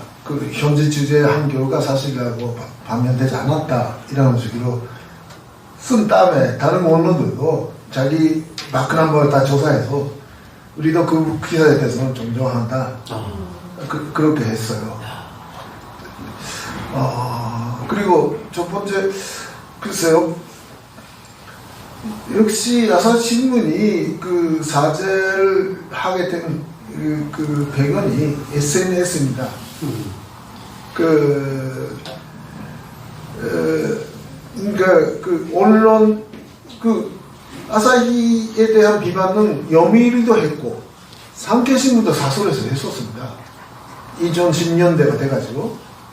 그러니까 저희가 전진들, 아베존을 비롯한 전진들도 그걸 알고, 학자들도, 물론 일본 학계도 작가들이 많으니까 소수지만 학자들도 하다 교수 같은 그 역사학자가 적극적으로 논문도 쓰고 책도 쓰고 하고,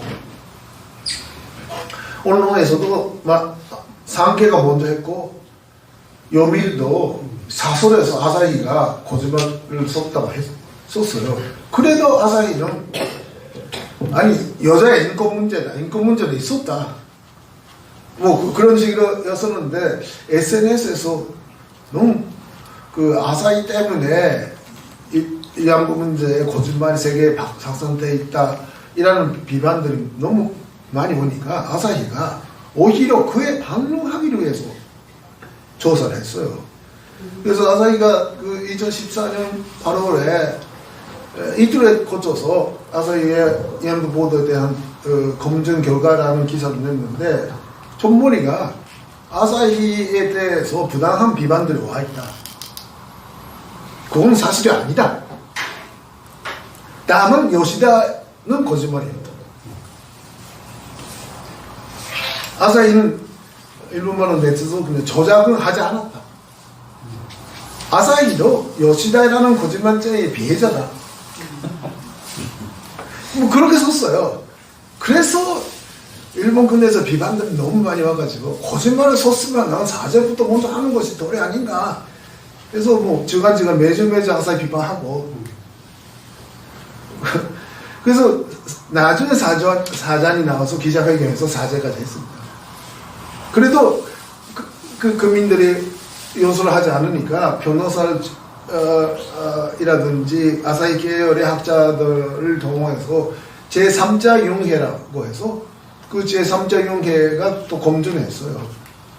근데 그 제3자 용해도 아사히 사람이 아닌가 해서 제가 몇 사람 학자 친구랑 같이 독립검증용해서 따로 만들어서 검증을 했습니다. 그 보고서가 이 자료집 안에 있습니다. 아사히 신문이 그래서 그 구독자 부수가 좀 떨어졌나요? 많이 떨어졌어요. 몇십만 부, 몇백만 부? 몇백만 부 떨어졌죠. 물론 전체가 지금 신문 안 보는 젊은 사람은 신문 안 보지만 아사히는 많이 타격을 받았고 지난해는 적자가 됐다고 그래요. 전리 해고까지 했어요 기자를. 제가 질문하는데 약간 얘기가 위안부에서 조금 벗어날 수도 있는데 저희들이 지금 이 위안부 문제가 한국이나 일본이나 이게 정치적으로 굉장히 이용이 되고 있거든요. 지금 우리나라의 이 유미양이와 일본의 아까 기자 보호했다는 사람들이 혹시나 일본의 조총련과 연관이 돼서 지금 이거를 조직적으로 대한민국의 이 국가 안보라든가 이런 것을 무력화시키기 위해서 저들이 조직적으로 한일 관계를 왜곡시키면서 이 위안부를 이용하고 있지 않나 저는 그렇게 생각을 하고 지금까지 이제 살아오고 있는데 제가 며칠 전에 이제 위안부 유미양에 대해서 이런 전문가들은 이제 진실을 받고 있기 때문에 이 문제는 또 여기서 다뤄주지만 우리가 밖에서 외부적으로 이 정치적인 데 너무나 개입되어 있기 때문에 그래서 그 윤미향에 대해서 자료를 또 좀 찾아보니까 윤미향이하고 이용수가 또 문태기 할머니가 1992년도에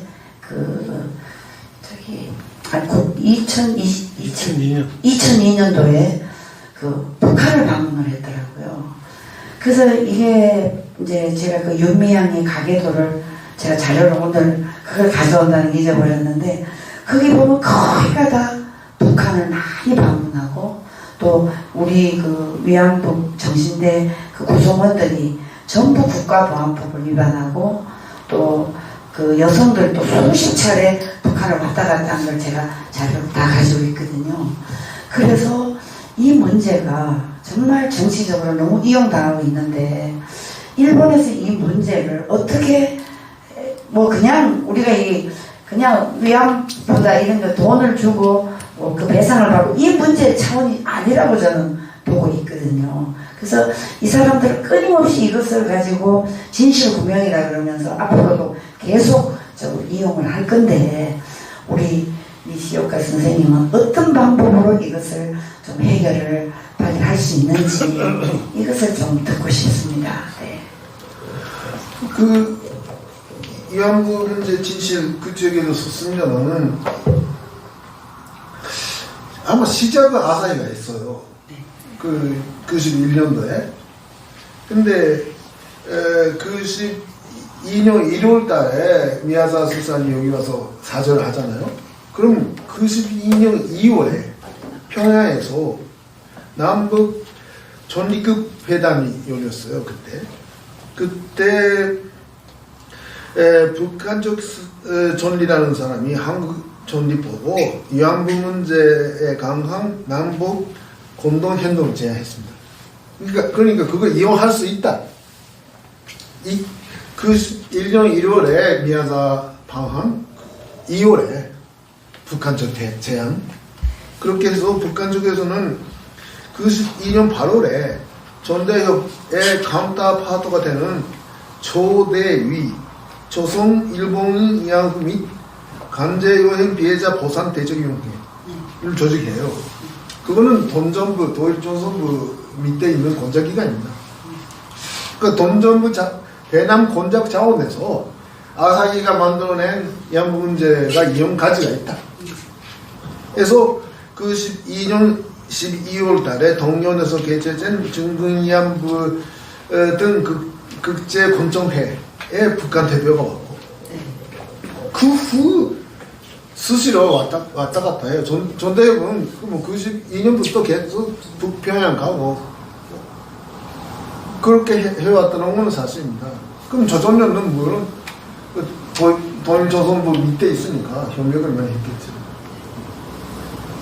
예, 제가 그 2015년 한일 위안부 합의 나올 때 그 저의 계기가 된 게 이제 그 2014년에 무슨 아시아 연대회의인가에서 일본 정부의 법적 책임을 뭐 추궁하지 않는 선에서 일본 정부가 사죄를 하고 공식 일본 정부의 자금으로 뭐 위로금을 주고 이런 안을 그 정대협이 수긍을 해서 이러면은 뭐가 좀 이 타결 위안부 문제 타결 가능성이 있다 해가지고 그 와다 하루키 선생이 뭐 뛰고 그 역할은 크지 않았다 또 이런 얘기하는 분도 있더라고요. 그런데 어쨌든 그렇게 해서 이제 한일 위안부 합의 그것도 하나의 계기가 돼서 어쨌든 2015년에 위안부 합의 나왔는데, 그리고 그 과정에서 우리나라 외교부가 정대협 수시로 만나서 설명하고 다 했단 말이에요. 근데 합의 나오고 나서 확 뒤집어 버렸잖아요. 네?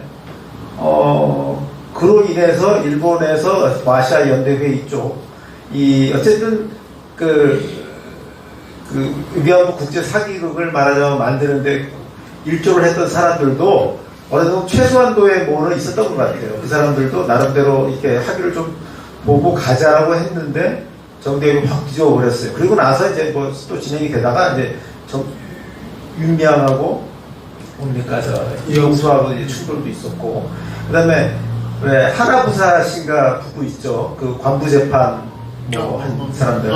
이 사람들 책이 2021년인가 작년인가에 이제 한일 양국에서 거의 동시에 나왔는데, 거기도 보면 그런 얘기 있더라고요. 그러니까 위안부 갔다고 하는 사람들이 이 말을 추적해 보면 이게 다 거짓말이다.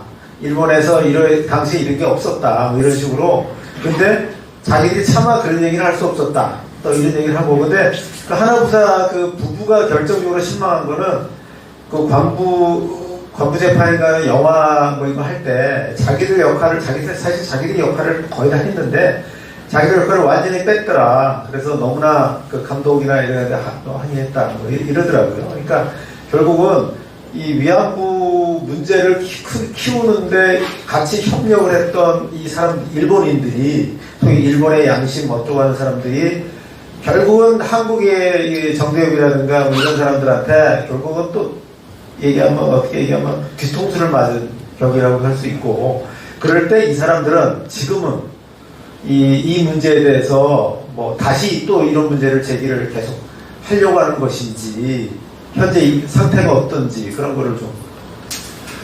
그러니까 아시아 여성기금 있었지 않습니까? 네. 그 94년대인가 그 코로나 후에 네. 그때 일본의 작가들이 동의를 해요. 아시아 여성기금파하고 그 전대협 쪽에 반대하는 쪽하고 여신 교수는 반대가 하고 아다 교수는 아시아 여성기금 장국자이고 했잖아요. 예. 그러니까 그때가 사회당 정부였기 때문에 와다 교수는 그 안에 있었던 사람이죠. 그래서 이 한분들 하나물들이 살아있을 때 합의를 하자고 2015년도 너 와다 교수 아시아 여성 기금파는 외무성하고 또 문맥이 있으니까 왔다 갔다 했을 거고. 근데 문제는 유미야 씨가 너무 배신자였잖아요. 그 합의 전날에 저녁 식사까지 같이 이산도 극장은 이산도 극장을 목욕하면서 사전 설명까지 듣고 선독을 하겠다는 식으로 이야기를 했던 모양이잖아요. 그 외교문서 못 보니까. 근데 다음날 발표되니까 말씀하신 대로 뒤집었잖아요. 그러니까 그래서 그 공로 극행은 됐고 그 사람들이 그러니까 직업적인 그거도 자기들의 밥을 먹어야 된다는 것도 있겠지만은 역시 한일 관계가 개선되면은 북한한테 좋지 않다. 북한 입장에서 권작 차원에서 하는 거야 아닌가? 그럼 지금 보면은 그 노동자 문제도 지원자라고 하는 사람들이 서울에서는 민족문제연구소 사람들이 하지 않습니까? 그 사람들이 전복 잡아잖아요. 그럼 그 사람들은 아무리 그게 한국 정부가 협의를 해봤자. 아니, 그러니까, 예. 일본의 그 사람들은 협력했던 사람들. 일본에, 그러니까 그, 와다 교수, 오누마 교수 그런 사람들도 많이 실망했고, 뭐, 이제 한국하고 교제하고 싶지 않다.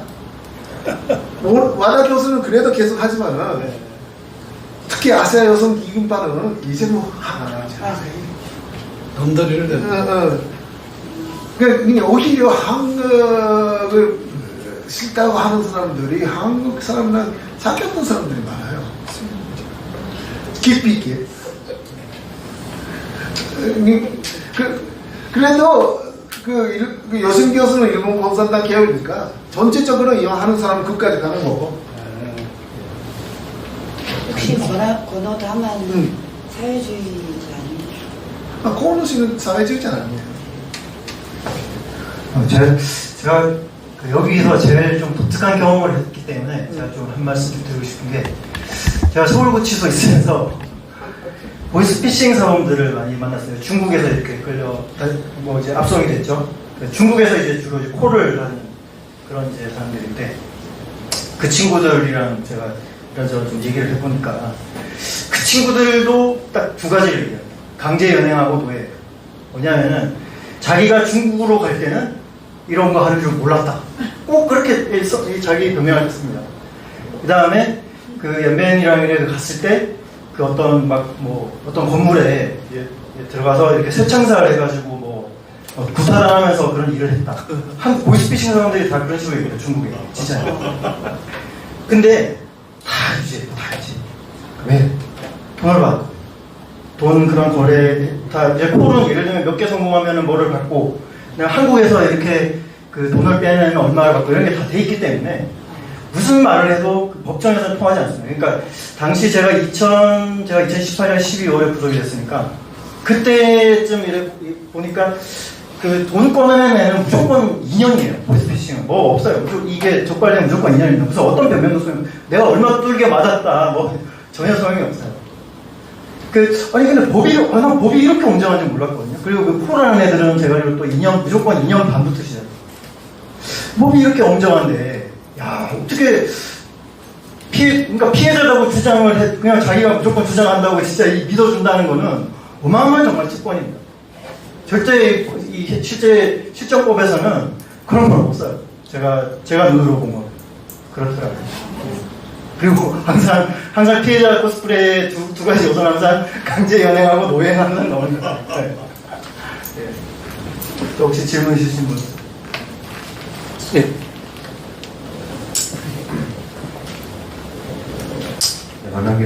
만나뵙게 돼서 영광입니다.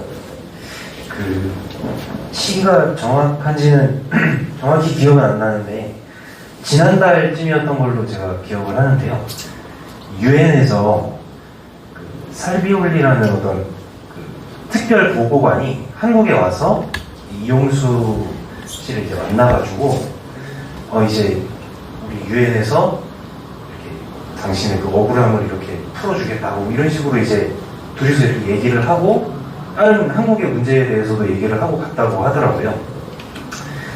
그래가지고 그 부분에 대해서 유엔 사이트를 찾아보니까 그 살비올리라는 그 보고관 말고도 동북아 문제에 대해서 이렇게 조사를 하는 그 보고관들이 몇 명이 있어서 제가 거기다가 이제 메일을 계속 보냈어요. 그러니까 이 한국 내에서의 이 위안부 문제는 너무나 많이 왜곡돼 있고 그걸 그냥 겉으로만 보고 그냥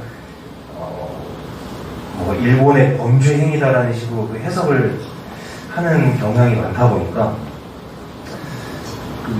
계속 이 메일을 보내고는 있는데 혹시 일본 내에서는 뭐 외무성이 됐든 아니면 뭐 어떤 시민단체에서가 됐든 좀 이렇게 국제사회에 이렇게 좀 어필을 할 수 있는 증거를 가지고 어필을 할 수 있는 어떤 구체적인 활동들이 혹시 있는지 좀 알고 싶습니다.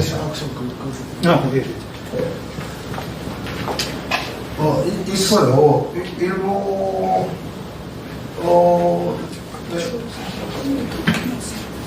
네. 이게 영어? 이건 한국어로 그 나데시코 악션이라는 그런 그 시민 그룹가 있는데 유엔 제네바 같이 가서 지원하고 같이 갔었잖아요. 이현 박사님 같이 가셨는데, 그러니까 10년 전부터 그런 그 진실을 알리는 활동을 하는 시민단체가 생겨가지고 활동을 하고 있습니다. 이게 몇 부 있으니까 좀 예, 나 가져가세요. 제가 조금 더 말씀드리면 그 지금까지 위안부 거짓말이 아직 한국에서 통용되는 이유 내지는 우리가 위안부에 대해서 거짓말이 많다고 이야기하는 유튜브 하니까 이쪽 옷소리죠. 그리고 이건 좀 선전이고 지원 요청이니까 좀 앞에서 말씀드려야 되겠습니다. 그러니까 우리가 위안부 문제에 대해서 심각하게 왜곡되어 있고 거짓말이 통용되어 있다고 이렇게 이야기하면은 많은 한국인들이 아니면은 위안부 활동가들이 하는 이야기가 첫 번째 피해 당사자들이 있지 않느냐, 그들의 증언이 있지 않느냐, 두 번째 일본에서도 인정했지 않느냐, 이와 함께 또한 가장 강력한 근거 중에 하나가 세계가 인정한다, 유엔이 인정한다, 인정했다거든요. 이거에 대해서 그동안 아까 말씀하셨던 나데시코 액션이나 이런 데서 유엔 인권이사에서 일본인이 가서 스피치도 하고 스피치를 하게 되면은 대략 한 10페이지 정도의 의견서를 제출해서 그것이 회원 국가들 대표에게 배포가 되고 이런 과정이 있거든요. 그래서 일단 그 세 가지가 있지만은 일단 우리가 할 수 있는 것 중에 하나가 우리도 유엔 인권이사회에 가서 쿠마라스와미 보고서, 맥투걸 보고서가 그 역사적인 사실에 대한 심각한 왜곡과 거짓말의 기초에 있다. 이런 이야기를 해야 될 것 같아요. 그런 역할을 아까 저하고 같이 독일에 가신 우리 엄마 부대나 아니면 김병호 소장님이 있기 때문에 이후 그런 활동을 하면은 최소한 유엔에서도 인정했지 않느냐라고 이야기하면 그럼 우리도 그게 거짓말이라고 이야기했다고 이야기할 수 있는 기회가 생기지 않을까. 그런 활동에서도 또한 일본과 적극적으로 우리가 좀 공동 액션, 서로 협조하는 일을 해야 되지 않을까 그렇게 생각하고 있습니다. 그동안에는 사실 못 가는 이유가 다른 게 아니라 코로나 때문에 제네바에서 인권이사회가 제대로 열리지 못했거든요. 조금만 기다리시면 좋은 소식을 드리겠습니다. 또 구구의 망동이라고. 일본에서는 위안부 문제에 대해서 자파들의 공격을 받았을 때 아니 한국 사람도 반론하고 있지 않느냐 제가 그렇게 반론합니다. 또 혹시 질문 있으십니까? 저는 역사적 사실을 추구하는 입장에서 늘 위화감을 느낀 중 하나가 일본 정부도 인정했다. 또는 유엔도 인정했다. 그러면은 일본 정부나 유엔이나 이런 것이 역사의 법정에서 신의 역할을 한다는 이야기인데 역사의 진실은 그거하고 관계가 없지요. 설령 인정했다. 그 검증 노력에 의해서 역사의 진실은 따로 있는 겁니다. 역사의 진실은 정치적으로 외교적으로 결정되는 것이 아니고 역사학자들의 진실을 추구하는 학문적 노력에 의해서 결정되는 것이지 늘 유엔의 권위를 빌리고 뭐 일본 정부도 인정했다 고노다마 이야기하는 거 이 이야기 자체가 상당히 정치적이에요. 저는 그런 면에서 우리 한국의 지식사회가 좀 더 솔직해야 됩니다. 제가 최근에 하다 있고 선생의 책을 다시 한번 읽으니까 그 안에 어떤 말이 있느냐 제가 가슴이 아팠던 것인데 왜 한국 사람들은 위안부의 정언을 검증도 하려고 하지 않았을까? 법정에서 내가 피해를 당했다고 주장한 사람이 나타날 때 그게 재판부는 반드시 그 사실을 검증할 필요가 있습니다. 아무리 그것이 억울하고 비참하고 그것이 명백한 사실이라 일로 보일지라도 검증을 해야 되죠. 예, 역사의 재판정에서도 마찬가지라고 생각합니다. 아무리 유엔을 인정한다 하더라도 역사학자들이 사실을 추구하는 노력은 별도로 진행되고 역사의 진실은 그렇게 판명이 되는 것이죠. 역사의 기록에 남는 거니까. 예, 저는 그렇게 생각합니다. 혹시 뭐 또 우리 중현 선생님도 오셨는데 혹시 질문하실 거 있으세요? 예.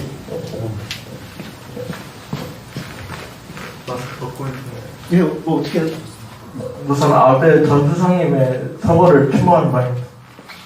혹시 일본의 이편민주당이라는 정당이라는 게 있는데 최근 하토야마라는 사람이 윤석열 취임식에 방문했다고 그 민주당 첫 총리 된 사람 하토야마 혹시 이편민주당이나 다른 야당 세력들은 위안부 인식 혹시 한국 내 종북 좌파 세력이랑 뜻을 같이 하는지 아니면 다른 생각을 가지고 있는지 궁금해서 아니 일본 야당 그게 궁금해요. 하토야마 씨는 지금 그 옛날 민주당이었죠. 민주당에서도 싫어서 그 사람은 탈당했습니다. 그래서 지금 야당 사람이 아니고 뭐 어쩌면 행동을 하는 사람인데 어쨌든 그 하토야마 씨는 별도고 근데 하토야마 씨가 부자예요.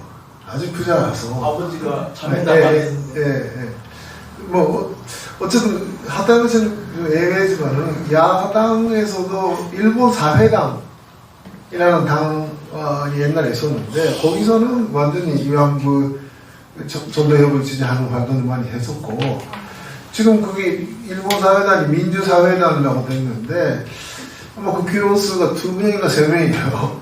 그 중에 하나가 후쿠시마 미즈호라는 지금 간수인데 그 사람은 다카기 케이치 변호사 밑에 있었던 변호사 출신입니다. 위안부 인터뷰도 한 사람이고 근데 그런 사람들의 영향력이 많이 없어졌어요. 그 이유 중에 하나가 위안부 문제, 두 번째가 납치 문제입니다. 그 사람들이 다 북한을 지지했기 때문에. 그래서 지금 내 입헌민주당은 사회주의자는 정말 있어도 그렇게 많지 않습니다. 그러니까 리베랄적인 사람, 그 중에서도 보수파도 있고, 위안부는 거짓말을 하는 사람도 입헌민주당 안에 있습니다. 근데 일본 공산당은 따로 좀 자기들이 독자적인 주장을 하고 있죠. 레이가 신생국이라는 정당 맞아요? 아니, 레가 신생국이는 그 일본의 그 가격화 혁명 조직이 중핵파라고 있어요. 중핵파. 거기 관계가 있습니다.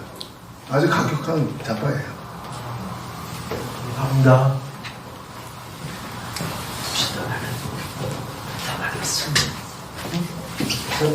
이제 워낙 길어서 교수님도 안 지치신데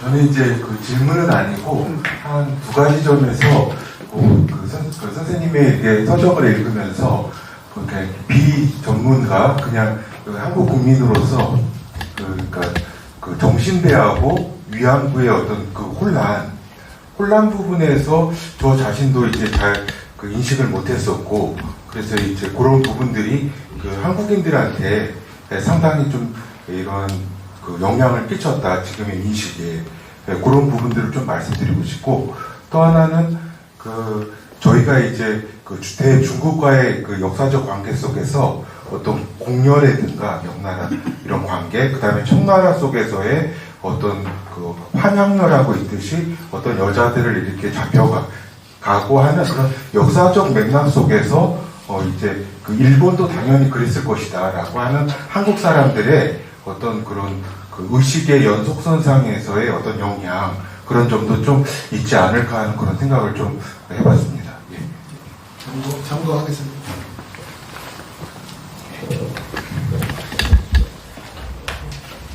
정말 꼭 뭐 얘기해야 되겠다 있으시죠? 그러면은 뭐 이만 우리 니쇼가 스톤 교수님 초청 간담회 이만 마치도록 하겠습니다. 수고하셨습니다. 뭐 여기서 좀 간단하게 뭐 이렇게 주스나 이렇게만 좀 하시다가 밑에 제가 그 대나무집이라고 여기 그 예약을 해뒀습니다. 삼겹살 집인데 그 디프리는 그쪽으로 가시고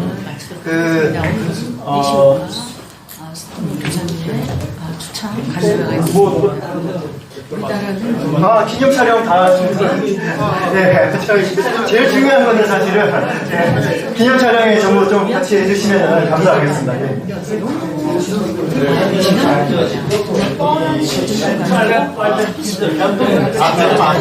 그리고 디프리는 그 회비 그냥 10,000원씩만 내시면은 그 이유는 전부 제가 저희 미디어치에서 다 감당할 테니까 네, 10,000원씩만 오늘 내세요. 지금 이제는 많이 사셔야 돼. 이제 아직 재고가 많다. 앞으로 나오십시오. 자, 사진 찍고 빨리 먹읍시다.